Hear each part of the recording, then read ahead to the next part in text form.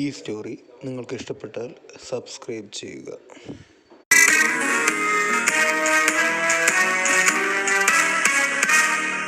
അധ്യായം 28. അനന്തൻ ഒരു പാവപ്പെട്ടവനും ഒരു ചെറിയ ഡിസ്പെൻസറി നടത്തുന്നവനുമാണെന്നറിഞ്ഞ മൃതസഞ്ജീവനിയിലെ മറ്റു സന്ദർശകർ അവനെ പരിഹസിച്ചു. ആദ്യമൊക്കെ അനന്തൻ ക്ഷമയോടെ എല്ലാം കേട്ട് മൗനമായി നിന്നതേയുള്ളൂ. പക്ഷേ അതിനിടയിലാണ് ഒരാൾ പല്ലവിയെ കൂടി അപമാനിക്കുന്ന തരത്തിൽ സംസാരിച്ചത്. പല്ലവിയിലൂടെ ഭാർഗവ ഗ്രൂപ്പിൽ കയറിപ്പറ്റാനുള്ള അനന്തന്റെ ഗൂഢതന്ത്രത്തിൽ വീണ വിഡ്ഢിയാണ് പല്ലവി എന്നായിരുന്നു അവർ പറഞ്ഞത്.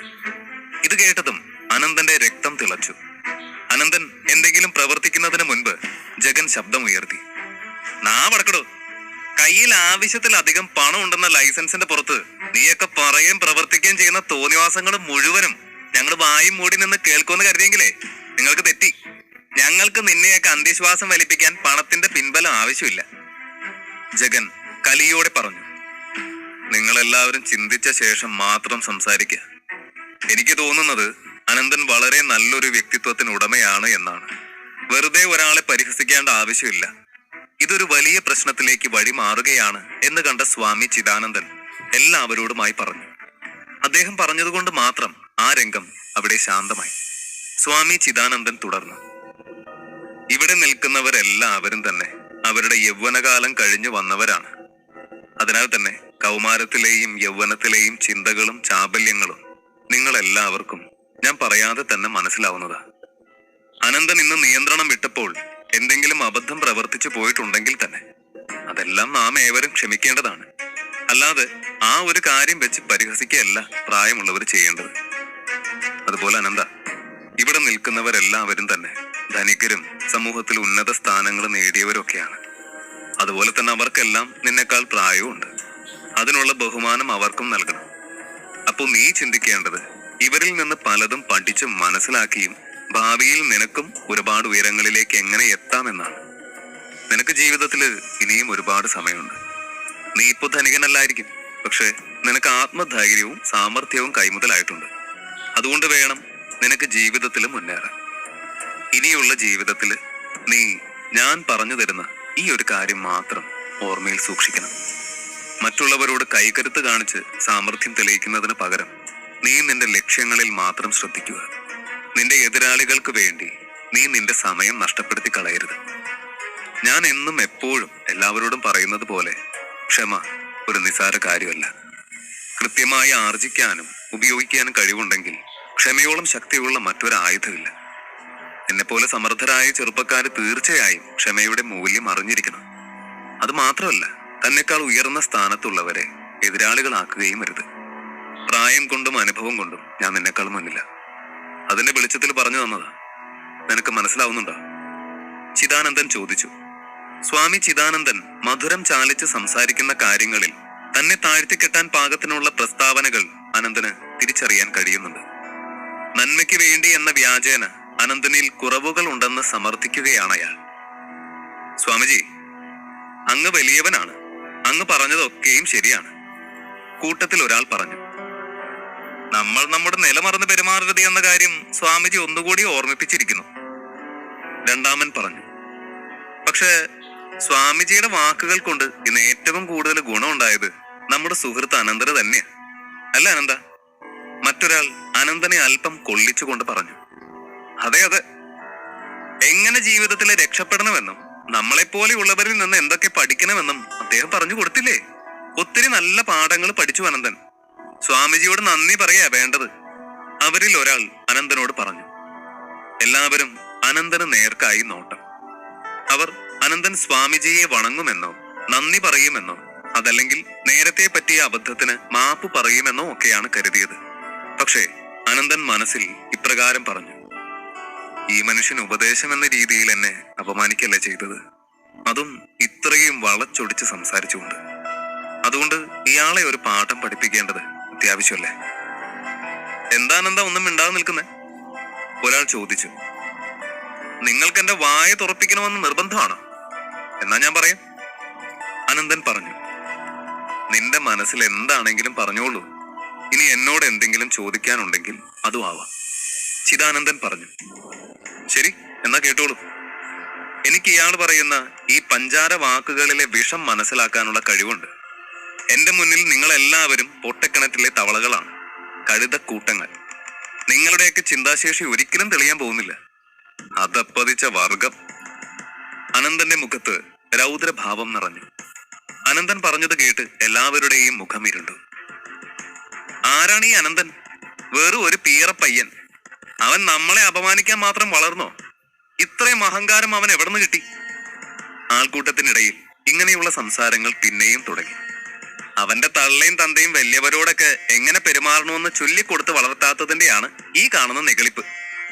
ഇത് തന്നെയാ നമ്മളെ പോലെ ഉള്ളവരും ഇങ്ങനെയുള്ള തെണ്ടികളും തമ്മിലുള്ള വ്യത്യാസം. ഒരു സംസ്കാരം ഉണ്ടാവില്ല. എവിടെ എന്ത് പറയണമെന്ന് പോലും അറിയില്ല. ഇവന്മാരൊക്കെ വാ തുറക്കുന്നത് തന്നെ നമ്മളെ പോലെ ഉള്ളവരെ അപമാനിക്കാനായിരിക്കും. അത് വേറൊന്നും കൊണ്ടല്ല, കയ്യിൽ കാശില്ലാത്തതിന്റെ ചൊറിച്ചില. എല്ലാവരോടും കൂടി ഒരു കാര്യം ചോദിച്ചോട്ടെ, നമ്മൾ എന്തിനാ ഇവനെ പോലുള്ളവന്മാരോട് പറഞ്ഞു ജയിക്കാൻ വേണ്ടി നമ്മുടെ സംസ്കാരം നശിപ്പിക്കുന്നത്? ഒരു പട്ടി നമ്മളെ നോക്കി കുരച്ചാ നമ്മൾ അതിനോട് തിരിച്ചു കുരയ്ക്കോ? അവിടെ കൂടി നിന്നവരിൽ ഓരോരുത്തരും ഇങ്ങനെ ഓരോ അഭിപ്രായങ്ങൾ പറഞ്ഞു. ഇതെല്ലാം കേട്ട് മൗനമായി നിന്ന മാലിനി സത്യത്തിൽ ഉള്ളിൽ ചിരിക്കുകയാണ്. അനന്തനെ എല്ലാവരും കൂടി കുറ്റപ്പെടുത്തുന്നത് അവർക്ക് നന്നേ രസിച്ചു. പല്ലവിയെ കരുതി മാത്രമാണ് അവർ ആ കൂട്ടത്തിൽ കൂടാതെ മൗനം പാലിക്കുന്നത്. അല്പനേരം കഴിഞ്ഞ് അവർ ഇങ്ങനെ പറഞ്ഞു: എല്ലാവരും കൂടി ആ പാവത്തിനെ ക്രൂശിക്കുന്നത് നിർത്ത്. ഒരുപക്ഷെ അവന്റെ സംസാര ശൈലി അങ്ങനെ ആയതിന്റെ പ്രശ്നമാവാം. അല്ലെങ്കിൽ നമ്മളെ പോലെ ആവില്ല അവൻ ചിന്തിക്കുന്നത്. അന്നേരത്തെ ദേഷ്യം നിയന്ത്രിക്കാനാവാതെ പറ്റിയതും ആവാം. ഒന്നുമില്ലേലും അവന്റെ പ്രായം നോക്ക്. പല്ലവി അങ്ങനെ പറയുമെന്ന് അനന്തൻ പ്രതീക്ഷിച്ചിരുന്നില്ല. തന്റെ സംസാരം കേട്ട ശേഷം പല്ലവിയുടെ മുഖവും ചുളിഞ്ഞത് അനന്തൻ ശ്രദ്ധിച്ചു. ആദ്യമായി അവനെ കണ്ടപ്പോൾ അവൻ വളരെ മാന്യനും മിതമായ സംസാര പ്രകൃതമുള്ളവനുമാണെന്നാണ് പല്ലവി കരുതിയത്. പക്ഷെ ഇങ്ങനെയുള്ള വഴക്കും പോർവിളികളും ഒന്നും അനന്തനിൽ നിന്ന് പല്ലവി പ്രതീക്ഷിച്ചില്ല. അനന്ത, തനിക്കിത് എന്ത് പറ്റി? ഇങ്ങനെയൊന്നും സംസാരിക്കുന്നതല്ലല്ലോ. ചിലപ്പോ ഇന്ന് ഒരുപാട് പ്രശ്നങ്ങൾ നേരിടേണ്ടി വന്നതുകൊണ്ട് ആകെ ഡിസ്റ്റർബ്ഡ് ആയിരിക്കും അല്ലേ? വീട്ടിലേക്ക് പോണം. എങ്കിൽ ഞാൻ ഡ്രൈവറോട് പറയാം, പോയി വിശ്രമിക്കും, പല്ലവി പറഞ്ഞു. ആ കൂട്ടത്തിൽ പല്ലവിയിൽ മാത്രമാണ് അല്പം അലിവും നന്മയും ഒക്കെ അനന്തന് കാണാൻ കഴിഞ്ഞത്. അനന്തൻ പുഞ്ചിരിയോടെ അവളോട് ചോദിച്ചു: എനിക്കൊരു പ്രശ്നമില്ല, ഞാൻ ഓക്കെയാണ്. പക്ഷെ എനിക്ക് മനസ്സിലാവാത്തത് അതല്ല, എന്തുകൊണ്ടാണ് എല്ലാവരും എന്റെ വാക്കുകൾ കേട്ട് ഇത്രയും വിമ്മിഷ്ടരാകുന്നത്? ദേ, ഈ സ്വാമിജി തന്നെയല്ലേ എന്നോട് എന്താണ് മനസ്സിലുള്ളതെങ്കിലും തുറന്നു പറയാൻ പറഞ്ഞത്? പിന്നെന്താ? അനന്തൻ ചോദിച്ചു. അതൊക്കെ വിട്ടുകളയാനെന്താ? എന്തായാലും സംഭവിക്കാനുള്ളതൊക്കെ സംഭവിച്ചു. താനിനി വീട്ടിലേക്ക് പോവാൻ നോക്ക്, പല്ലവി പറഞ്ഞു. അങ്ങനെ പോവാൻ വരട്ടെ. സ്വാമിജിയെ അപമാനിച്ചതിന് മാപ്പ് പറഞ്ഞിട്ട് നീ പോയാ മതി. കൂട്ടത്തിൽ ഒരാൾ അനന്തനെ തടഞ്ഞു. എന്തിനു മാപ്പ് പറയണം? എനിക്ക് ഞാൻ ചെയ്തതിൽ ഒരു തെറ്റും തോന്നാത്തിടത്തോളം മാപ്പ് പറയേണ്ട പ്രശ്നം ഉദിക്കുന്നില്ല. ഇനി നമ്മൾ തമ്മിൽ കാണരുത്. കണ്ടാൽ അത് തന്റെ നല്ലതിനാവില്ല. അനന്തൻ ചിദാനന്ദന്റെ നേർക്ക് വിരൽ ചൂണ്ടി പറഞ്ഞു. നിൽക്കടവിടെ. നീ എന്ത് കരുതി? നിനക്ക് തോന്നുമ്പോ കയറി വരികയും നിന്റെ സൗകര്യത്തിന് ഇറങ്ങി പോവുകയും ചെയ്യാൻ പറ്റിയ ഇടമാണിതെന്നോ? എന്നാ നിനക്ക് തെറ്റി. ഇത് സ്ഥലം വേറെയാ. എന്നോട് മോശമായി പെരുമാറിയതിന് മാപ്പ് ചോദിച്ചിട്ടല്ലാതെ നീ ഇവിടെ നിന്ന് പോകില്ല. സ്വാമിജിയുടെ സ്വരം അപ്പാടെ മാറിയിരുന്നു. ഇവനോടൊന്നും ഇങ്ങനെ പറയേണ്ടതിന്റെ ആവശ്യം പോലും ഇല്ല സ്വാമിജി. ഈ തെണ്ടി ഇപ്പൊ തന്നെ ഒരു പാഠം പഠിപ്പിക്കണം. ഇനി ഒരിക്കലും ആരുടെയും മുന്നിൽ ഇവന്റെ നാവ് ഇത്ര അഹങ്കാരം കാണിക്കരുത്. ഇതെല്ലാം കേട്ട് അനന്തൻ ദേഷ്യത്തോടെ തിരിഞ്ഞു. നിങ്ങൾ എന്നെ പാഠം പഠിപ്പിക്കാൻ വേണ്ടി തീരുമാനിച്ചു കഴിഞ്ഞോ? നമുക്ക് നോക്കാം. ഒരു കാലത്ത് മൃതസഞ്ജീവനി ഗാർഡൻസ് എന്ന് പറഞ്ഞാൽ ഒരു പ്രൗഢി ഉണ്ടായിരുന്നു.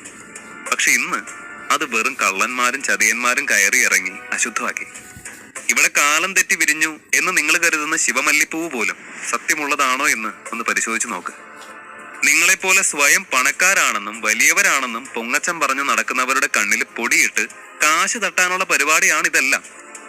എല്ലാവരോടും കൂടി ഇത്രയും പറഞ്ഞ ശേഷം അനന്തൻ ചിദാനന്ദന് നേർക്ക് തിരിഞ്ഞു. പിന്നെ നിങ്ങളോട് എനിക്ക് പറയാനുള്ളത്, ഇമാതിരി തറവേലകളുമായി ഈ മണ്ടന്മാരെ പറ്റിക്കുന്നത് പോലെ എന്റെ അടുത്തേക്ക് വരരുത്. ഇവിടെ തന്റെ അടവുകളൊന്നും നടക്കാൻ പോകുന്നില്ല. ഇപ്പോഴൊന്നല്ല, അടുത്ത 300 വർഷത്തേക്ക് പോലും എന്നോട് കളിച്ച് ജയിക്കാൻ തനിക്ക് ആവില്ല. നീ എന്താടാ പറഞ്ഞത്? എനിക്ക് നിന്നോട് എതിർക്കാനുള്ള ശൗര്യം ഇല്ലെന്നോ? കളരിപ്പയറ്റിന്റെ ഗുരുവാണ് ഞാൻ. ആയിരക്കണക്കിന് കൂട്ടാളികളെയാണ് ഞാൻ കളരി വീരന്മാരാക്കി മാറ്റിയത്. എനിക്ക് വശമില്ലാത്ത അഭ്യാസ മുറകളോ തന്ത്രങ്ങളോ ഇല്ല. എനിക്ക് നിന്നോട് എതിരിടാൻ കഴിയില്ലെന്നോ? നീ ഇന്ന് എന്റെ ആത്മാഭിമാനത്തെയാണ് ചോദ്യം ചെയ്തിരിക്കുന്നത്. ഇനി നിന്നോട് ക്ഷമിക്കുക അസാധ്യം. എന്റെ യോഗ്യത എന്താണെന്ന് ഞാൻ നിനക്ക് മനസ്സിലാക്കി തരാം. ചിദാനന്ദൻ പറഞ്ഞു. നീയൊക്കെ ജനിക്കുന്നതിനും ഒരുപാട് കാലങ്ങൾക്ക് മുൻപ് ഞാനൊന്ന് ചെറുപ്പമായിരുന്നു. ആ സമയം ഒരു ഗ്രാമത്തിൽ പെട്ടെന്നൊരു മഹാവ്യാധി പടർന്നു പിടിച്ചു. എന്റെ ഒരാളുടെ പ്രയത്നം കൊണ്ട് മാത്രം ആ ഗ്രാമത്തിലെ പകുതിയിലധികം ആളുകളും രോഗവിമുക്തി നേടി. അതിനുശേഷം 1998 വയനാട്ടിൽ പ്രളയം വന്നപ്പോഴും സ്വന്തം ജീവൻ പോലും പണയം വെച്ച് എന്റെ ഈ കൈകൾ കൊണ്ട് എത്ര പേരെയാണ് ഞാൻ രക്ഷിച്ചത്. അവിടെ നിന്നും ഒരുപാട് കാര്യങ്ങൾ എന്റെ ഈ ജീവിതത്തിൽ സംഭവിച്ചിട്ടുണ്ട്. നിനക്കൊന്നും സ്വപ്നം കാണാൻ പോലും കഴിയാത്ത പലതും. ഇന്നിതാ ഇത്രയും വിശിഷ്ടമായ ഒരു ചടങ്ങിൽ ഇത്രയും വലിയ വലിയ വ്യക്തികൾ പങ്കെടുക്കുന്ന ഈ ചടങ്ങിൽ പോലും വിശിഷ്ടാതിഥിയായി എന്നെ ക്ഷണിച്ചിരിക്കുന്നു. ഒരു 8 വർഷം മുൻപ് നടന്ന കാര്യങ്ങളെ കുറിച്ച് ഇവിടെ കൂടി നിൽക്കുന്ന എല്ലാവർക്കും ഓർമ്മയുണ്ടാവുമല്ലോ. ഡോക്ടർമാർ കൈയൊഴിഞ്ഞ ഒരു രോഗി പോലും എന്റെ പക്കലെത്തിയാൽ മരണം പ്രാപിക്കാറില്ല. അങ്ങനെയുള്ള എന്നെയാണോ ഈ പീറച്ചെറുക്കൻ അവനോളം യോഗ്യതയില്ല എന്ന് പറഞ്ഞ് പരിഹസിച്ചത്? നിങ്ങൾ പറയൂ, ഇവനെ ഒരു പാഠം പഠിപ്പിക്കാനുള്ള യോഗ്യത എനിക്കില്ലേ? അതും പറഞ്ഞ് വാശിയോടെ ഉടുത്തിരുന്ന മുണ്ട് മടക്കി കുത്തി തോളിലെ മേൽമുണ്ട് അരയിലും മുറുക്കിക്കൊണ്ട് അനന്തന് നേർക്ക് അയാൾ നടന്നെടുത്തു. അനന്തൻ ആരാണെന്ന് മനസ്സിലാക്കാൻ ചിദാനന്ദന് സാധിക്കുമോ?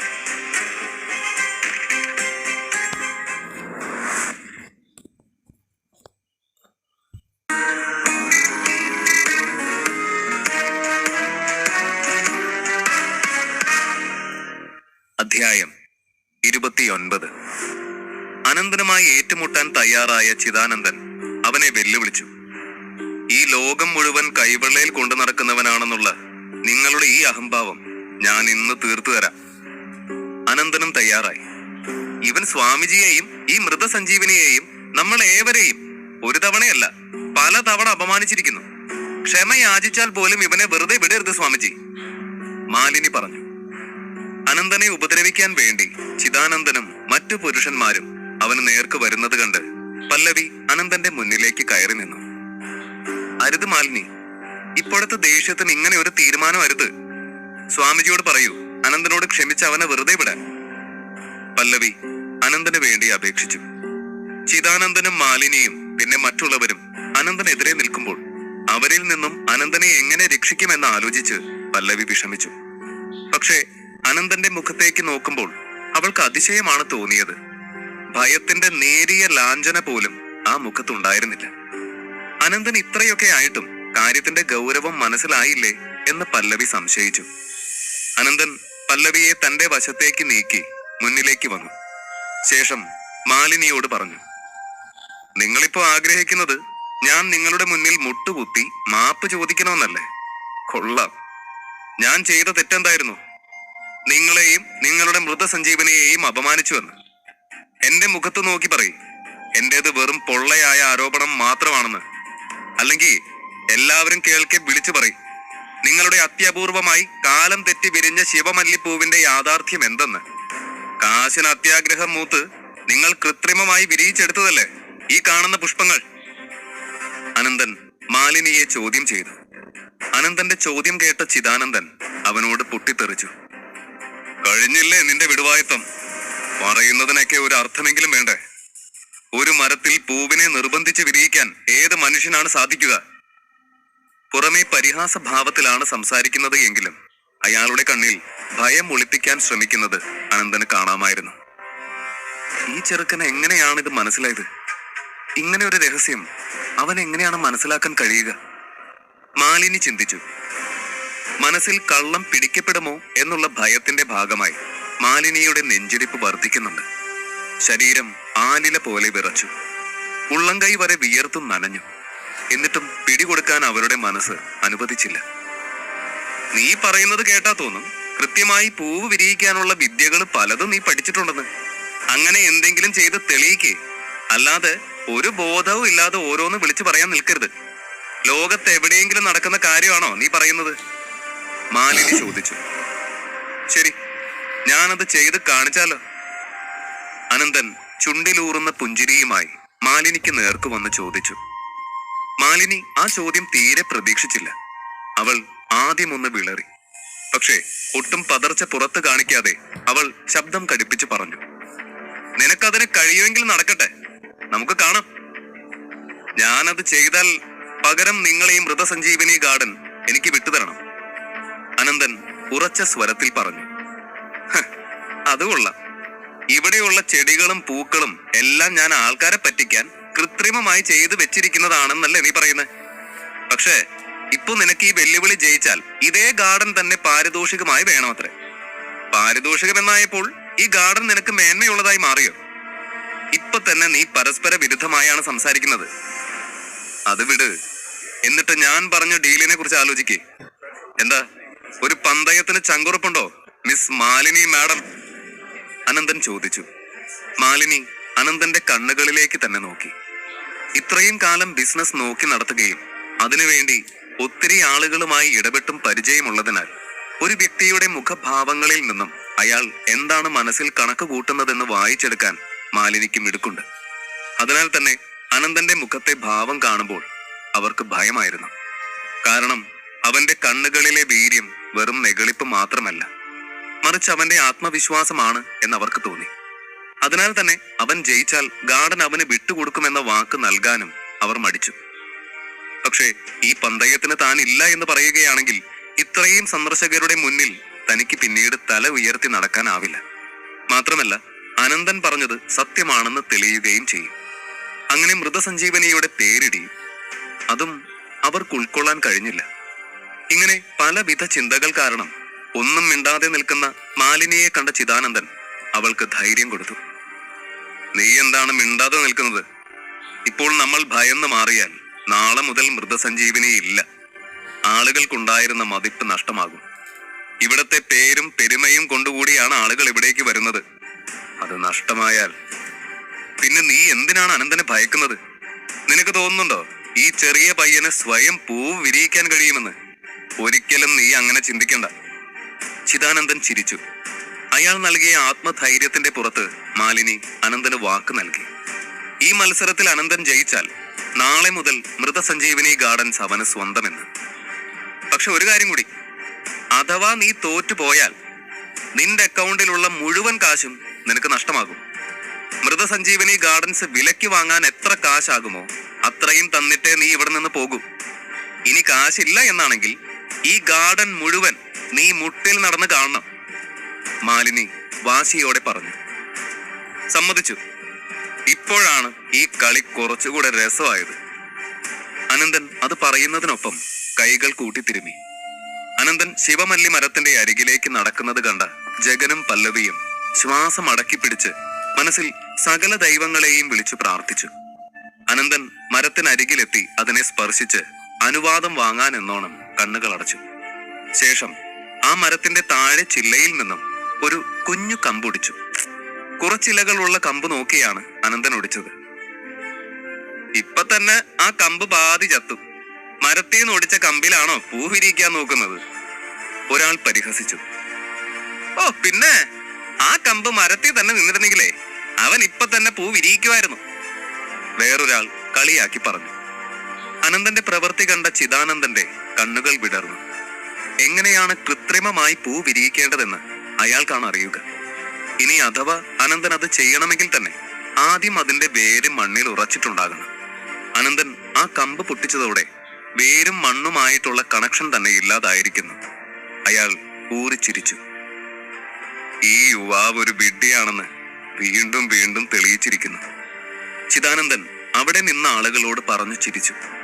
പക്ഷെ അയാൾ വീണ്ടും തിരിഞ്ഞ് അനന്തനെ നോക്കുമ്പോൾ അവൻ ഇടം കൈയിൽ ആ കമ്പ് പിടിച്ച് വലം കൈ കൊണ്ട് അതിനെ ഉഴിയുകയാണ്. ശേഷം ആകാശത്തേക്ക് നോക്കി പറഞ്ഞു. ഹേ പഞ്ചഭൂതങ്ങളെ, ഞാനിത് ആജ്ഞാപിക്കുന്നു.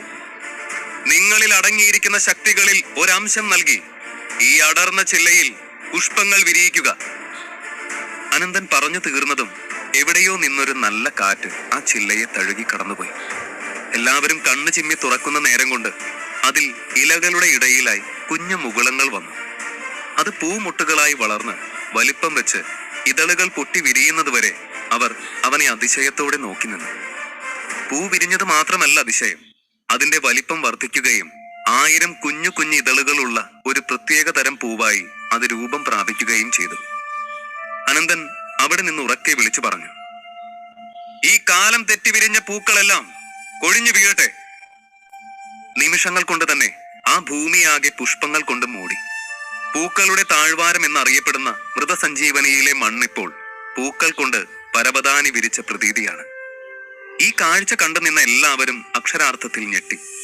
സ്വന്തം കണ്ണുകൾ കൊണ്ട് കാണുന്നതിന് പകരം അവരോട് ആരെങ്കിലും ഈ രംഗം പറഞ്ഞറിയിക്കുകയായിരുന്നുവെങ്കിൽ അവരിൽ ഒരാൾ പോലും ഇതൊന്നും വിശ്വസിക്കില്ലായിരുന്നു. ഇതിപ്പോൾ നേരിട്ട് കണ്ടതുകൊണ്ട് മാത്രം വിശ്വസിക്കാൻ നിർബന്ധിതരാകുകയാണവർ. ഇത് കണ്ട മറ്റുള്ളവരിൽ ആകാംക്ഷയായിരുന്നുവെങ്കിൽ ചിദാനന്ദന്റെ ഉള്ളിൽ അസ്വസ്ഥതയായിരുന്നു.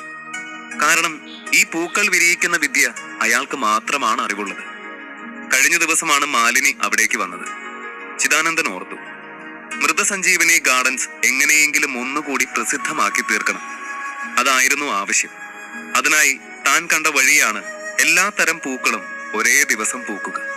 അതിനുവേണ്ടി വർഷത്തിൽ ഒരിക്കൽ പൂക്കുന്ന ശിവമല്ലിപ്പൂവിൽ പോലും തനിക്ക് തന്റെ മന്ത്രവിദ്യ പ്രയോഗിക്കേണ്ടി വന്നു. താൻ തന്റെ ഇതുവരെയുള്ള ആയുസ് മുഴുവനും അനുഷ്ഠിച്ച കർമ്മങ്ങളുടെ ഫലമാണ് തനിക്ക് പ്രാപ്തമായ ഈ മന്ത്രവിദ്യ. പക്ഷേ അത് അതിലും നിസാരമായി അനന്തൻ എങ്ങനെ സ്വായത്തമാക്കി? ആ ചോദ്യം അയാളുടെ മനസ്സിനെ അലട്ടി. അനന്തൻ തന്റെ അടുത്തേക്ക് നടന്നു വരുന്നത് കണ്ട് ചിദാനന്ദന്റെ ഉള്ളു വിറച്ചു. എന്താണ് സ്വാമിജി, ഇപ്പൊ ഒന്നും പറയാനില്ലേ? അനന്തൻ ആദരവ് നടിച്ചു ചോദിച്ചു. നീ നീ ഇതെങ്ങനെയാ ചെയ്തത്? നീ എന്തെങ്കിലും മന്ത്രവിദ്യ പഠിച്ചിട്ടുണ്ടോ? അയാൾ വിക്കി വിക്കി ചോദിച്ചു. ഒരക്ഷരം മിണ്ടരുത്. താനും തന്റെ ഒരാൾക്കാരെ പറ്റിക്കുന്ന മന്ത്രവിദ്യ. എന്നെ ആ കൂട്ടത്തിൽ കണ്ട് തരം താഴ്ത്തരുത്. എനിക്ക് ഈ പ്രപഞ്ചത്തെ മുഴുവൻ എന്റെ വരുതിയിൽ നിർത്താൻ കഴിയും. അതിനുള്ള ക്ഷമത എനിക്കുണ്ട്. പക്ഷേ ഞാൻ ആ കഴിവുകൾ ഒരിക്കലും അനാവശ്യമായി ഉപയോഗിക്കില്ല. ഞാനും താനും തമ്മിലുള്ള പ്രധാന വ്യത്യാസവും അത് തന്നെയാണ്. മനസ്സിലായില്ലേ? അനന്തന്റെ സ്വരം കടുത്തു. നിർത്ത്. ആദ്യം മുട്ടുകുത്തിയിരിക്കെ, ശേഷം മതി സംസാരം. പന്തയം പരാജയപ്പെട്ടാൽ എനിക്ക് വിധിച്ച ശിക്ഷ ഇതുതന്നെയല്ലേ? അനന്തൻ പറയുന്നത് കേട്ട് ചിദാനന്ദൻ ചുറ്റുമുള്ള ആർക്കും മുഖം കൊടുക്കാതെ മുട്ടിലിരുന്നു. അത് കണ്ടു നിന്നവർക്കെല്ലാം അതിശയം തന്നെയാണ്. അവരുടെ ധീരനായ സ്വാമിജി അനന്തന്റെ മുന്നിൽ മുട്ടുകുത്തി നിൽക്കുന്നു. പലരും കണ്ണു തിരുമ്മി കാണുന്നത് സത്യം തന്നെ എന്ന് ഉറപ്പുവരുത്തി. ഇനി പറയ്, എന്താണ് അല്പം മുൻപ് വരെ ഇവിടെ വിരിഞ്ഞു നിന്ന ശിവമല്ലിപ്പൂക്കളുടെ രഹസ്യം? സത്യം പറയ്. അനന്തൻ ആജ്ഞാപിച്ചു. അയാൾ വേറെ വഴിയില്ലാതെ സത്യം പറയാൻ തീരുമാനിച്ചു. പക്ഷെ അപ്പോഴും അത് പറഞ്ഞാലുണ്ടാകുന്ന ഭവിഷ്യത്തോർത്ത് അയാളുടെ ഉള്ളു വിറച്ചു. നിസ്സഹായനായി മാലിനിയെ നോക്കുമ്പോൾ അവർ അരുതെന്ന് കണ്ണാലെ പറയുന്നുണ്ട്. ചിദാനന്ദൻ ആ സത്യം നാട്ടുകാരോട് തുറന്നു പറയുമോ?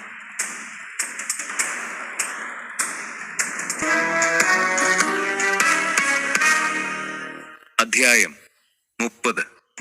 ചിദാനന്ദൻ അനന്തന് മുന്നിൽ മുട്ടുകുത്തി നിന്നു. ശിവമല്ലിപ്പൂക്കൾ കാലം തെറ്റി വിരിഞ്ഞത് എങ്ങനെയെന്ന് അവിടെ കൂടി നിൽക്കുന്ന ജനങ്ങളുടെ എല്ലാം മുന്നിൽ വെച്ച് തുറന്നു പറഞ്ഞ് കുറ്റസമ്മതം നടത്താൻ അനന്തൻ കൽപ്പിച്ചു. ചിദാനന്ദൻ വിറയലോടെ സംസാരിച്ചു തുടങ്ങി. അനന്ത, അന്ന് മഹാജ്ഞാനിയാണ്. ഞാനത് സമ്മതിക്കുന്നു. എനിക്ക് തെറ്റുപറ്റിപ്പോയി. ഞാൻ എൻ്റെ മന്ത്രസിദ്ധി ദുരുപയോഗം ചെയ്ത് കൃത്രിമമായി നിർമ്മിച്ചെടുത്തതാണ് ഈ പൂക്കൾ. ഞാൻ ഇവരെ എല്ലാം കബളിപ്പിച്ചു. എല്ലാം സത്യമാണ്. ഇത് കേട്ട സന്ദർശകരുടെ മുഖം ദേഷ്യം കൊണ്ടിരുണ്ടു. അവരത്രയും ആദരിച്ച് വലിയ സിദ്ധൻ എന്ന് കരുതി ബഹുമാനിച്ച വ്യക്തിയിൽ നിന്ന് ഇങ്ങനെയുള്ളൊരു കളങ്കം അവർക്ക് നേരിടേണ്ടി വരുമെന്ന് സ്വപ്നത്തിൽ പോലും ചിന്തിച്ചിട്ടുണ്ടായിരുന്നില്ല. അതിനാൽ തന്നെ എല്ലാവരും അനന്തന്റെ മുഖത്തേക്ക് നോക്കാനായി മടിച്ചു. അവൻ നേരത്തെ തങ്ങളെ കഴുതക്കൂട്ടം എന്ന് വിളിച്ചതിൽ തെറ്റില്ല എന്ന് പോലും അവർക്ക് തോന്നി. ചിദാനന്ദ, നിങ്ങളിതിന് തീർച്ചയായും ശിക്ഷ അനുഭവിക്കണം. പക്ഷെ നിങ്ങളെ മർദ്ദിച്ച് സ്വയം വില കളയാൻ എനിക്ക് തോന്നുന്നില്ല. അതുകൊണ്ട് ഇപ്പോ ഈ നിമിഷം നിങ്ങൾ തന്നെ സ്വയം നിങ്ങളുടെ മുഖത്തടിക്കുക 30 തവണ. അല്ലാതെ നിങ്ങൾ ഇവിടെ നിന്നും എഴുന്നേൽക്കില്ല, അനന്തൻ പറഞ്ഞു. ചിദാനന്ദൻ അത് തീരെ പ്രതീക്ഷിച്ചതല്ല. ഇപ്പോൾ തന്നെ മുട്ടുകുത്തി നിന്ന് കുറ്റമേറ്റു പറഞ്ഞ് ക്ഷമയാചിച്ചു കഴിഞ്ഞു. ഇത്രയും ചെയ്യുമ്പോൾ തന്നെ അനന്തൻ ക്ഷമിക്കുമെന്നാണ് അയാൾ കരുതിയത്. പക്ഷേ ഇപ്പോൾ വീണ്ടും അനന്തൻ തന്നെ ശിക്ഷിച്ചിരിക്കുന്നു. ഇനി താൻ സ്വയം തന്റെ കവിളിൽ അനന്തൻ പറഞ്ഞത് പ്രകാരം അടിക്കുകയാണെങ്കിൽ അയാൾക്കത് ചിന്തിക്കാൻ പോലും കഴിഞ്ഞില്ല. ഇത്രയും നാൾ കൊണ്ട് താൻ ഉണ്ടാക്കിയെടുത്ത പേരും പെരുമയും ആളുകളുടെ ബഹുമാനവുമെല്ലാം തനിക്ക് നഷ്ടമാകും. അത് നഷ്ടമായി കഴിഞ്ഞു. അനന്തനെ അനുസരിക്കാതിരിക്കുക ഇനി തനിക്ക് സാധ്യമല്ല. അല്ലെങ്കിൽ ഈ നിൽക്കുന്ന ജനങ്ങൾ തന്നെ കൈവയ്ക്കും. അയാൾ മടിച്ചുകൊണ്ട് അനന്തനെ അനുസരിക്കാൻ തീരുമാനിച്ചു. അയാൾ സ്വന്തം മുഖത്ത് ഒരു കരുണയുമില്ലാതെ മാറി മാറി തല്ലുന്നത് കണ്ട് എല്ലാവരും ഞെട്ടി. പല്ലവിയും ആ കാഴ്ച കണ്ട് നടുങ്ങി നിൽക്കുകയാണ്. അവൾ ഈ പ്രായത്തിനിടെ ഒരുപാട് തവണ ചിദാനന്ദ സ്വാമികളെ കാണാൻ വന്നിട്ടുണ്ട്. അദ്ദേഹത്തെ വിശ്വസിച്ചിട്ടുണ്ട്. പല്ലവിയുടെ കുടുംബം മുഴുവൻ അദ്ദേഹം പറയുന്നതനുസരിച്ചാണ് ബിസിനസിന്റെ വളർച്ചയ്ക്ക് വേണ്ട പൂജകളും മറ്റും ചെയ്യുന്നത്. ഇന്ന് അയാളുടെ യഥാർത്ഥ സ്വഭാവം വെളിച്ചത്ത് വന്നതുകൊണ്ട് തന്നെ പല്ലവിക്ക് പഴയ ബഹുമാനം അയാളോട് ഇപ്പോൾ ഇല്ല. എന്നിരുന്നാലും ഇത്രയും മനുഷ്യത്വരഹിതമായ കാഴ്ച കണ്ടു നിൽക്കാൻ അവൾക്ക് തോന്നിയില്ല. ഒന്നുമില്ലെങ്കിലും അയാൾ സ്വന്തം തെറ്റ് ഏറ്റുപറഞ്ഞ് ക്ഷമ ചോദിച്ചുവല്ലോ. പല്ലവി അനന്തനെ തടയാനായി മുന്നോട്ട് നടന്നതും ജഗൻ അവളെ തടഞ്ഞു. അയാളോട് അനുകമ്പ തോന്നി അനന്തനെ തടയാൻ പോവാ? വേണ്ട, കാര്യങ്ങൾ ഇപ്പോൾ നമ്മുടെ നിയന്ത്രണത്തിലല്ല.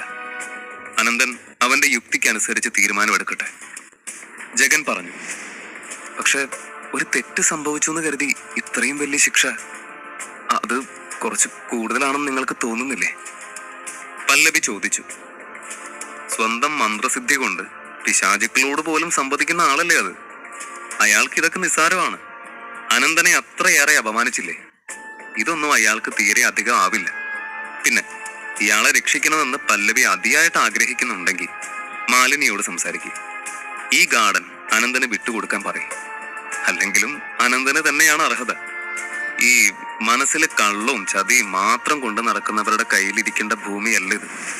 അനന്തന് ലഭിക്കുകയാണെങ്കിൽ ഒരുപാട് രോഗികൾക്ക് അത് ഗുണം ചെയ്യും, ജഗൻ പറഞ്ഞു. ജഗന്റെയും പല്ലവിയുടെയും സംസാരം അവരുടെ കുറച്ചടുത്തായി നിന്ന മാലിനിക്ക് കേൾക്കാൻ കഴിയുന്നുണ്ടായിരുന്നു. ഇനി ഇവിടെ നിൽക്കുന്നത് ബുദ്ധിയല്ല എന്നവർക്ക് മനസ്സിലായി.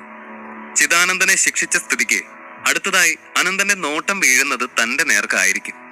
കൂടാതെ തന്റെ ഭൂമിയും തനിക്ക് നഷ്ടമാകും. ഇങ്ങനെ ചിന്തിച്ചുകൊണ്ട് ആരുടെയും ശ്രദ്ധയിൽപ്പെടാതെ മാലിനി അവിടെ നിന്നും മാറാൻ തുടങ്ങി. പക്ഷേ അവർ കുറച്ച് ചുവടുകൾ വച്ചതും അനന്തൻ അവരെ തിരികെ വിളിച്ചു. മിസ് മാലിനി മാഡം, എങ്ങോട്ടാ മുങ്ങുന്നത്? നിങ്ങൾക്കിനി അത്ര എളുപ്പത്തിൽ ഇവിടെ നിന്നും രക്ഷപ്പെടാൻ കഴിയില്ലല്ലോ, അനന്തൻ പറഞ്ഞു. അനന്തൻ മാത്രമല്ല, അവിടെ കൂടി നിന്നവരെല്ലാവരും മാലിനിക്കെതിരെ തിരിഞ്ഞു. തങ്ങളെ ചതിച്ചിട്ട് രക്ഷപ്പെട്ടു പോകാൻ ശ്രമിച്ച അവളെ അവർ തടഞ്ഞു നിർത്തി. നിങ്ങൾ എന്തിനാ ഇങ്ങനൊരു തറ പരിപാടി കാണിച്ചേ? എന്തിനായിരുന്നു ഇങ്ങനെ ഒരു വ്യാജ വാർത്ത പ്രചരിപ്പിച്ച് ഇത്രയധികം ആളുകളെ പൊട്ടൻ കളിപ്പിച്ചത്? അതിൽ ഒരാൾ ചോദിച്ചു. ഈ സ്വാമി പറഞ്ഞതിൽ എന്തെങ്കിലും സത്യമുണ്ടോ? നിങ്ങൾ രണ്ടുപേരും ചേർന്ന് കാശിന് വേണ്ടിയാണോ ഇതൊക്കെ ചെയ്ത്? സത്യം പറഞ്ഞോ? ആളുകൾ മാറി മാറി ചോദ്യം ചെയ്തു.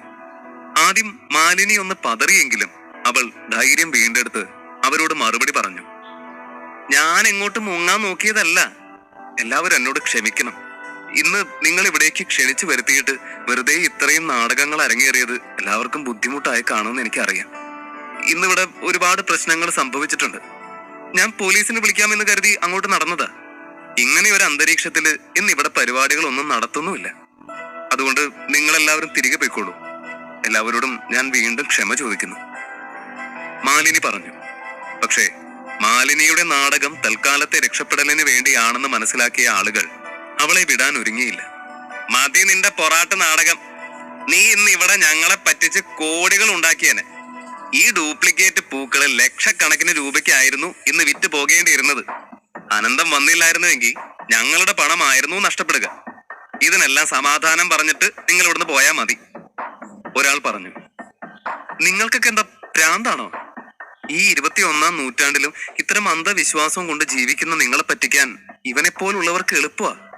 വെറുതെ ഒരു തെരുവതന്റെയുടെ വാക്കുകളും വിശ്വസിച്ച് ഇത്രയും വിശ്വസ്തയോടെ പരിപാലിച്ച് വന്ന ഗാർഡന് ദയവേത് കുറ്റം പറയരുത്. നിങ്ങൾ തന്നെ കണ്ടില്ലേ, എല്ലാ പൂക്കളും കൊഴിഞ്ഞു വീണു. അതുകൊണ്ട് തന്നെ ഇത് എന്തോ പ്രത്യേക തരം വൈറസ് ആകാനാണ് സാധ്യത. അന്ധവിശ്വാസം കളഞ്ഞ് സയന്റിഫിക് ആയിട്ട് ചിന്തിക്കെല്ലാവരും. മാലിനി പറയുന്നത് കേട്ട് എല്ലാവരും പരസ്പരം നോക്കി. ഇനി ഈ സ്ത്രീ പറയുന്നതിൽ എന്തെങ്കിലും കാര്യം ഉണ്ടെങ്കിലോ? അനന്തൻ പറയുന്നതാണോ ഇവര് പറയുന്നതാണോ സത്യം എന്ന് തിരിച്ചറിയാൻ നമുക്ക് പറ്റില്ല. അപ്പോ ഈ സ്വാമി ചിദാനന്ദം പറഞ്ഞതോ? അയാള് സമ്മതിച്ചില്ലേ അനന്തൻ പറഞ്ഞത് സത്യമാണെന്നും അയാള് തന്നെയാണ് എല്ലാം ചെയ്തതെന്നും? അത് അയാൾ പേടിച്ചിട്ട് പറഞ്ഞതാവുന്നേ. അനന്തൻ അല്ലെങ്കിൽ തന്നെ ഇവിടെ വന്നപ്പോ മുതൽ ഗുണ്ടായിസാ. പോരാത്തതിന് അല്പം മന്ത്രവിദ്യകളും അറിയാം. അത് മനസ്സിലാക്കിയപ്പോ സ്വാമിക്ക് ഭയം ഉണ്ടാവും. ഇനി അഥവാ മാലിനി പറഞ്ഞതുപോലെ ഇവിടെ വൈറസ് കാരണമാണ് പൂക്കൾ കൊഴിഞ്ഞതെങ്കിൽ നമ്മളെയും അത് ബാധിച്ചേക്കാം. ഇവിടെ നിൽക്കുന്നത് പോലെ അപകടമാണ്. ആളുകൾ പരിഭ്രാന്തരായി ഇങ്ങനെ ചർച്ചകൾ നടത്തി. അവസാനം എല്ലാവരും കൂടി ആലോചിച്ച് ഒരു തീരുമാനം പറഞ്ഞു. ഞങ്ങൾക്കിതിൽ ഏതാണ് സത്യമെന്ന് അറിയില്ല. മാലിനി പറഞ്ഞതുപോലെ ഇവിടെ വൈറസ് പടർന്നിട്ടുണ്ടെങ്കിൽ ഞങ്ങൾ പലരും ഇവിടെ കുടുംബസമേതമാണ് വന്നിരിക്കുന്നത്. ഞങ്ങൾക്ക് ഞങ്ങളുടെ സേഫ്റ്റി നോക്കണം. അതുകൊണ്ട് എല്ലാവരും ഇപ്പോൾ തിരികെ പോകുന്നു. പക്ഷേ നിങ്ങളെ വിശ്വസിച്ചുകൊണ്ടാണ് പോകുന്നതെന്ന് കരുതരുത്. ഞങ്ങൾ ഈ വിഷയം ഗൗരവമായി തന്നെ അന്വേഷിക്കും. ഇക്കാര്യത്തിലെ സത്യാവസ്ഥ തെളിയാതെ നിങ്ങൾ രക്ഷപ്പെടില്ല. മനസ്സിലായല്ലോ? പിന്നെ അനന്തനോട് ഞങ്ങൾ ഒരുപാട് മോശമായിട്ട് പെരുമാറിയെന്നറിയാം. നിങ്ങളുടെ മഹത്വം തിരിച്ചറിയാതെ ഇവിടെ നടന്ന സംഭവങ്ങൾ കണ്ട് ഒരു പ്രശ്നക്കാരനാണെന്ന് തെറ്റിദ്ധരിച്ചു പോയി. അതുകൊണ്ടാണ് എല്ലാവരും അങ്ങനെ പെരുമാറിയത്. മാലിനി പറയുന്നത് സത്യമാണെങ്കിലും കള്ളമാണെങ്കിലും നിങ്ങളോടുള്ള ഞങ്ങളുടെ ഈ ബഹുമാനത്തിന് ഇനി മാറ്റമൊന്നും ഉണ്ടാവില്ല. കാരണം നിങ്ങൾ ഒരു ശ്രേഷ്ഠനായ വ്യക്തിയാണെന്ന് മനസ്സിലായി. അനന്തൻ അവരോട് മറുപടി ഒന്നും പറഞ്ഞില്ല. പകരം പല്ലവി എല്ലാവർക്കും യാത്ര നൽകി ആ പ്രശ്നം അവിടെ അവസാനിപ്പിക്കാൻ മുൻകൈയെടുത്തു. അല്പനേരം കൊണ്ട് മൃതസഞ്ജീവനി ഗാർഡൻസ് ആളൊഴിഞ്ഞ് മൂകമായി. മാലിനി നോക്കുമ്പോൾ അനന്തൻ മാത്രം പോകാനുള്ള ഭാവമില്ലാതെ തന്റെ വഴി തടഞ്ഞു നിൽക്കുകയാണ്. അവർക്ക് ദേഷ്യം വന്നു. എന്താ എല്ലാവരും പോയല്ലോ, നിനക്ക് മാത്രം പോകാനുള്ള ഉദ്ദേശമില്ലേ? പല്ലവി, എന്നോട് ഇത്തിരിയെങ്കിലും സൗഹൃദം അവശേഷിക്കുന്നുണ്ടെങ്കിൽ കുട്ടിയുടെ ഈ സുഹൃത്തിനെയും വിളിച്ചുകൊണ്ട് പോ. ഇല്ലെങ്കിൽ എനിക്ക് പോലീസിനെ വിളിക്കേണ്ടി വരും. സോറി, എനിക്കൊന്നും ചെയ്യാൻ കഴിയില്ല. അനന്തന് ദേഷ്യം വന്നാൽ എനിക്ക് അയാളുടെ മേൽ തീരുമാനങ്ങൾ അടിച്ചേൽപ്പിക്കാനോ തടയാനോ കഴിയില്ല. അതിനെനിക്ക് അല്പം ഭയം ഉണ്ടെന്ന് കൂട്ടിക്കോളൂ. പിന്നെ അനന്തന് ഒരു കാര്യത്തിൽ ശരിയായി തീരുമാനമെടുക്കാനുള്ള കഴിവുണ്ട്. അതായത് അനന്തൻ എന്ത് ചെയ്താലും അത് ശരിയായിരിക്കുമെന്ന്. അതുകൊണ്ട് ഞാൻ അനന്തനെ ഉപദേശിക്കേണ്ട ഒരാവശ്യമില്ല. പല്ലവി പറയുന്നത് കേട്ട് അനന്തന് ചെറുതായി ചിരി വരുന്നുണ്ട്. അവൻ അതാരും കാണാതെ മറച്ചു പിടിച്ചു. അപ്പോ നമുക്ക് നമ്മുടെ പന്തയത്തെ പറ്റി സംസാരിക്കാം. നിങ്ങൾ വാക്ക് തന്നതനുസരിച്ച് ഈ കാണുന്ന ഔഷധ ചെടികളെല്ലാം ഇനി എനിക്ക് അവകാശപ്പെട്ടതാണ്. അപ്പൊ എങ്ങനെ, ഞാൻ കൊണ്ടുപോയിക്കോട്ടെ ഇതൊക്കെ? അനന്തൻ ചോദിച്ചു. അത് എവിടുത്തെ ന്യായമാണ്? ഞാൻ സമ്മതിക്കില്ല. എന്തോ തട്ടിപ്പും കാണിച്ച് കുറച്ച് പൂ വിരിയിച്ചു എന്ന് പറഞ്ഞ് എന്റെ ചെടികളെ തട്ടിയെടുക്കാൻ നോക്കുന്നു. ഞാൻ ഒരിക്കലും അനുവദിക്കില്ല. ഈ ചെടികളൊക്കെ എന്റേതാ. അവർ വികാരധീനയായി പറഞ്ഞുകൊണ്ട് അവിടെ പൂക്കൾ കൊഴിഞ്ഞ് വാടി നിൽക്കുന്ന ചെടികളെല്ലാം വിഷമത്തോടെ നോക്കി. അവർക്ക് ആ ചെടികളോടൊക്കെയും വല്ലാത്തൊരു ആത്മബന്ധം തോന്നി. കാരണം ഈ മൃതസഞ്ജീവിനി ഗാർഡൻസിലൂടെ ആയിരുന്നു അവരുടെയും കുടുംബത്തിന്റെയും വളർച്ച. അനന്ത, നീ നിന്റെ മാന്ത്രിക വിദ്യയിലൂടെയാണ് എന്റെ ഈ ചെടികളെ മുഴുവൻ നശിപ്പിച്ചത്. നിന്നെ ഞാൻ വെറുതെ വിടില്ല. ഞാൻ ഇപ്പൊ തന്നെ എന്റെ അഡ്വക്കേറ്റുമായി ആലോചിച്ച് നിന്നെ കൊടുക്കാനുള്ള എല്ലാ പണിയും തുടങ്ങും. നീ ഒരിക്കലും ഊരിപ്പോകാത്ത വിധം നിന്നെ ഞാൻ ജയിലിലാക്കും. മാലിനി ഉറഞ്ഞു തുള്ളുകയാണ്. അപ്പോ നിങ്ങൾക്കെന്നെ ചതിക്കാനുള്ള ഉദ്ദേശമാണ്. ഈ ചെടികൾ തന്നിരുന്നുവെങ്കിൽ ഞാൻ നിങ്ങളെ വെറുതെ വിടുന്നതിനെ പറ്റി ചിന്തിക്കുമായിരുന്നു. പക്ഷെ ഇനി അതുണ്ടാവില്ല. എന്റെ ക്ഷമയ്ക്ക് നിങ്ങൾ ഒരിക്കലും അർഹയല്ല. ഈ മൃതസഞ്ജീവനിയിലെ മണ്ണ് വിട്ടുപോകാൻ തയ്യാറായിക്കോളൂ. അനന്തൻ പറഞ്ഞത് കേട്ട് ദേഷ്യം വന്ന മാലിനി അവനെ തല്ലാനായി കൈ ഉയർത്തിയതും ആ കൈയിൽ ജഗൻ പിടുത്തമിട്ടതും ഒരുമിച്ചായിരുന്നു. ഞൊടിയിട കൊണ്ട് മാലിനിയുടെ വലത് കൈ ചുറ്റി പിന്നിലേക്ക് വളച്ച് അവരെ അനങ്ങാൻ പറ്റാത്ത തരത്തിൽ പിടിച്ചുവച്ചു. ജഗന്റെ കയ്യിൽ കിടന്ന് കുതറുന്ന മാലിനി തന്റെ കഴുത്തിന് നേർക്ക് അനന്തന്റെ കൈ നീണ്ടുവരുന്നത് കണ്ട് ഭയപ്പെട്ടു. മാലിനിയെ അനന്തൻ ഉപദ്രവിക്കുമോ? അത് പല്ലവിക്ക് ഇഷ്ടപ്പെടുമോ?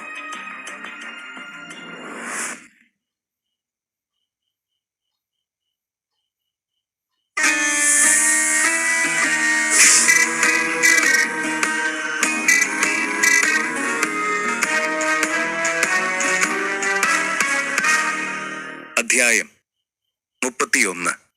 അനന്തനോട് കുപിതയായി അവനെ തല്ലാൻ കൈ ഓങ്ങിയ മാലിനിയുടെ കൈ ജഗൻ തടുത്തു. അനങ്ങാൻ പോലും ആകാതെ ജഗൻ അവളെ വട്ടം പിടിക്കുമ്പോൾ അനന്തൻ മാലിനിയുടെ നേർക്ക് രൗദ്രഭാവത്തോടെ ചെന്നു. എന്തിനുള്ള പുറപ്പാടാണ് എന്താ?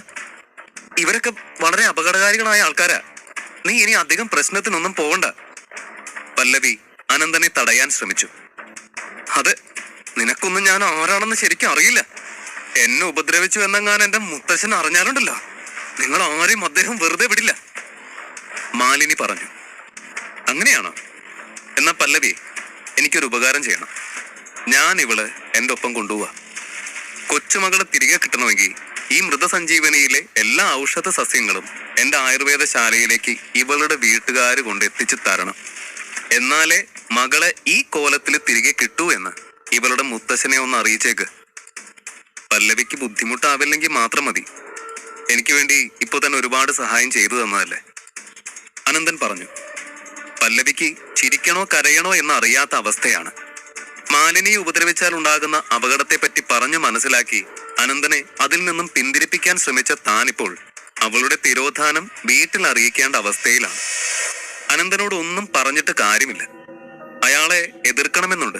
പക്ഷേ എന്തോ പറഞ്ഞറിയിക്കാനാവാത്ത ഒരാരാധനയോ സൗഹൃദമോ ഒക്കെ അവൾക്ക് ഇതിനോടകം തന്നെ അനന്തനോട് തോന്നിയിരുന്നു. അയാൾ ചെയ്യുന്നത് എന്തും ഒടുവിൽ ശരിയായി തീരുമെന്നൊരു വിശ്വാസം. അതുകൊണ്ട് തന്നെ എന്ത് കാര്യത്തിനായാലും അയാളുടെ കൂടെ നിൽക്കണമെന്നൊരു തോന്നലും അവൾക്കുണ്ടായിരുന്നു. അവൾ അറിയാതെ ചിരിച്ചുപോയി. മാലിനിക്ക് അവരോടൊപ്പം പോവുകയല്ലാതെ വേറൊരു വഴിയില്ലായിരുന്നു. പല്ലവി ഇക്കാര്യം മാലിനിയുടെ തറവാട്ടിൽ അറിയിക്കാനുള്ള ഏർപ്പാടുകൾ ചെയ്ത ശേഷം അവരോടൊപ്പം പോയി. മൃതസഞ്ജീവനിയിൽ നടന്ന കാര്യങ്ങളെപ്പറ്റി മാലിനിയുടെ തറവാട്ടിൽ നേരത്തെ അറിഞ്ഞിരുന്നു. അവിടെ നിന്നും മടങ്ങിയ സന്ദർശകർ പൊടിപ്പും തൊങ്ങലും ചേർത്ത് പറഞ്ഞ കഥകളാണ് ഇപ്പോൾ നാട്ടിലെങ്ങും ചർച്ചാ വിഷയം. അതിൽ ഏറ്റവും പ്രസിദ്ധമായ കാര്യം അനന്തൻ സ്വന്തം കൈക്കുമ്പിളിൽ വെച്ച് പഞ്ചഭൂതങ്ങളിൽ നിന്നും ആവാഹിച്ച ശക്തിയാൽ ഒരു പുഷ്പം വിരിയിച്ചു എന്നതാണ്. ഇക്കാര്യം ചർച്ചയായത് സ്വാഭാവികമാണ് എന്ന് കരുതാം. പക്ഷെ അതിലേറെ രസം യാഥാർത്ഥ്യവുമായി ഒരു കുന്നിക്കുരുവോളം പോലും ബന്ധമില്ലാത്ത മറ്റൊരു കഥ പ്രചാരത്തിൽ വന്നതാണ്. ആ കഥ ഇങ്ങനെയാണ്. പണ്ടൊരിക്കൽ ചിദാനന്ദൻ സ്വന്തം ഗുരുവിനോട് അപമര്യാദയോടെ പെരുമാറുകയും ഗുരു നിന്ന് പ്രവർത്തിച്ച ചിദാനന്ദനുമായി ഗുരു യുദ്ധത്തിൽ ഏർപ്പെടുകയും ചെയ്തു.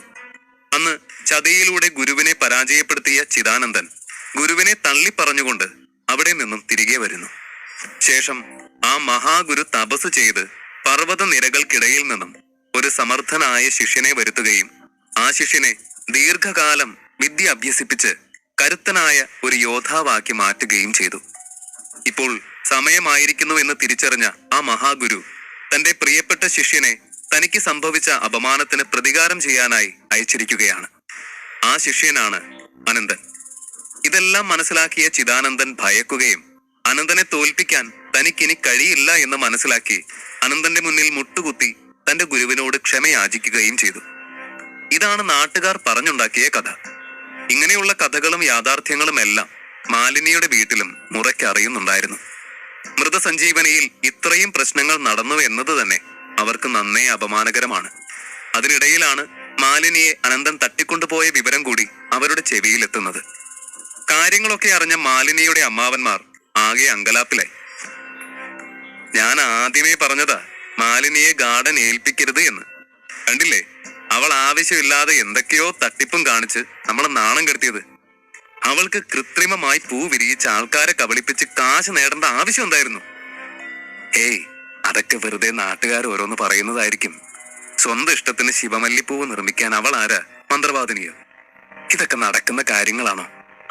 അത് ചിദാനന്ദന്റെ സഹായത്തോടാണെന്നല്ലേ പറഞ്ഞത്. എനിക്കത് കേട്ടിട്ട് അതില് ഒരല്പം കാര്യമുണ്ടെന്ന് തന്നെയാ തോന്നുന്നത്. ഒരു തരി പോലും സത്യമില്ലാത്ത ഒരു വാർത്തയും ഇത്രയധികം പരക്കില്ല. മാലിനിയുടെ മുത്തശ്ശൻ ശങ്കരനാരായണൻ ദേഷ്യം കൊണ്ട് ചാരുകസേരയിൽ ഇടിച്ചു. അപ്പോഴാണ് മാലിനിയെ അനുകൂലിച്ചും പ്രതികൂലിച്ചും അവളുടെ അമ്മാവന്മാർ നടത്തിക്കൊണ്ടിരുന്ന ചർച്ചയ്ക്ക് ഒരവസാനമുണ്ടായത്. ആദ്യം അവളെ എങ്ങനെ രക്ഷിക്കുമെന്ന് ചിന്തിക്കുക. ഈ കുടുംബത്തിലെ ഒരു പെണ്ണിനെ ഒരു പീറച്ചെക്കൻ തട്ടിക്കൊണ്ടുപോയി നമ്മളോട് വിലപേശുന്നു. അതും മൃതസഞ്ജീവനിയിലെ മുഴുവൻ സസ്യങ്ങള്. അവനെന്ത് ധൈര്യം ഉണ്ടായിട്ടാ? ശങ്കരനാരായണന്റെ വാക്കുകൾ അനുസരിച്ച് അവരെല്ലാവരും അദ്ദേഹത്തിന്റെ നേതൃത്വത്തിൽ മാലിനിയെ എങ്ങനെ രക്ഷപ്പെടുത്തുമെന്ന് ആലോചിച്ചു. ഈ സമയം അനന്തൻ ഡിസ്പെൻസറിയിലെത്തി. അവിടെ അനന്തനെ കാത്ത് അക്ഷമനായി വാസുദേവൻ വാതിൽക്കൽ തന്നെ നിൽപ്പുണ്ടായിരുന്നു. അനന്തനെ കണ്ടതും വാസുദേവൻ ഓടി വന്നു.